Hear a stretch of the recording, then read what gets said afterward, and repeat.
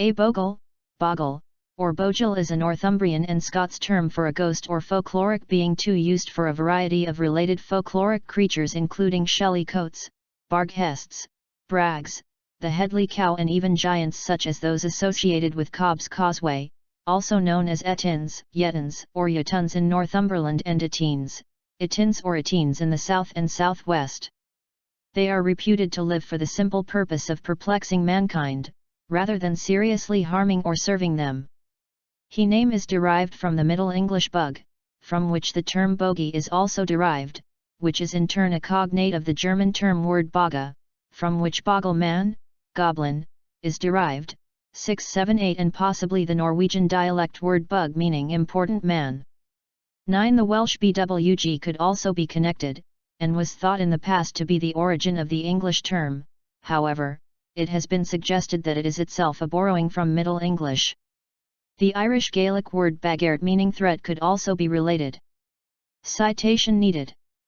Terms such as etin and yetun are derived from Middle English itin, itend, from Old English yetin, giant, monster, enemy, from Proto-Germanic **atunaz, giant, glutton, from Proto-Indo-European **hed, to eat, and is cognate with Old Norse Jotun. There is a popular story of a bogle known as Tatty Bogle, who would hide himself in potato fields, hence his name, and either attack unwary humans or cause blight within the patch.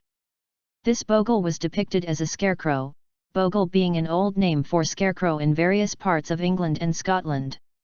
14. Another popular Scottish reference to bogles comes in The Bogle by the Boar Tree, a Scots poem written by W. D. Cocker. In this ghostly ode, the bogle is heard in the wind and in the trees to frict wee weens. In the Scottish Lowlands circa 1950, a bogle was a ghost as was a bogeyman, and a tatty bogle was a scarecrow, used to keep creatures out of the potato fields. All three words were in common use among the children. It is unclear what the connection is between bogle and various other similarly named creatures in various folklores. 15. The Buchan of the Highlands may be a cognate of the Norse Pukki, however 16 and thus also the English puck. The Larne Weekly Reporter of March 31, 1866, in County Antrim, Northern Ireland, carried a front-page article entitled Bogles in Ballygowan, detailing strange goings-on in a rural area where a particular house became the target for missiles being thrown through windows and on one occasion through the roof. Local people were terrified.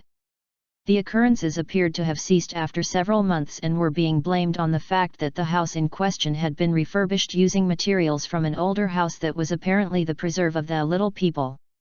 This is one of the few references in Northern Ireland to bogles, although the phrase bogey man is widely used.